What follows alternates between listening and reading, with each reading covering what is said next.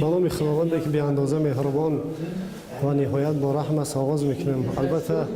بعضی مشکلات عائلوی می شود و اینها با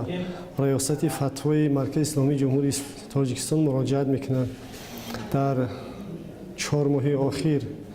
حدود مراجعت کننده ها به اندازه قریب به 100 نفر رسیدند و همه اینها در مسائل های گوناگون شرعی مراجعت میکنند. از این قسمت حدود 40 نفر آنها فقط در حالت مستی، یعنی همسران خود را طلاق دادند و زنها دعوا دارند که آنها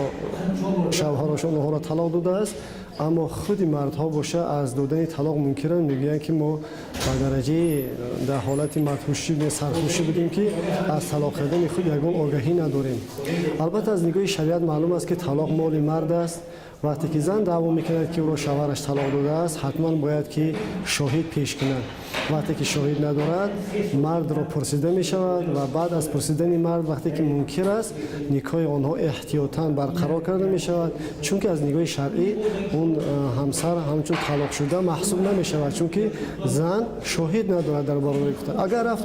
مرد بعد طلاق کردن اگر اعتراف کند و اقرار کند که او طلاقش در یادش است و طلاق کرده است، این جای بحث و جای گفتگوزاری هم ندارد. و دیگر نفرانی که مراجعت میکنند مثلا برای بعضی پرسیدن خطهای طلاق،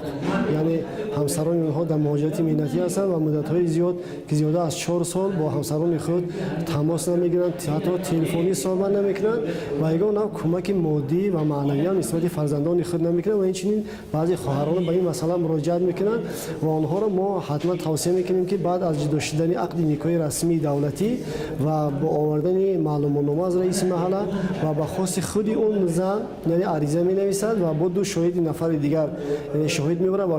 شاهدان هم نیست گپ این خواهر را تصدیق کنند اگر که واقعا هم زن زیاده از 4 سال است که به شوهر و از این کمک شوهر محروم است، در این اساس موافق قرار شورای علما از سال 2001 و این زن خطی طلاق داده می شود. خب همون 40 نفره که اساساً از کدام طبقه هستند؟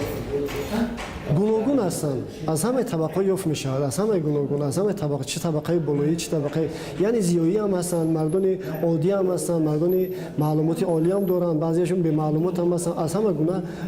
چیزا یافت می شود. چون که بعضی عادتا معلوم است که بعضی شب نشینی ها می شود یا که بعضی توی مراسم ها می شود، در اونجا این کار بعد نوشیدن بعضی خود کنترل کردن نمیتونن و اومده سبب جنجال خرخشه‌ای به معنی میگرده و به این کار اومده به این حالت میرسه. اصلا این حادثه اکثرشون همشون در حالت شب رخ میدهد که غیر از اون خانواده زن و شوهر یگان کس از این واقعه آگاهی ندارد.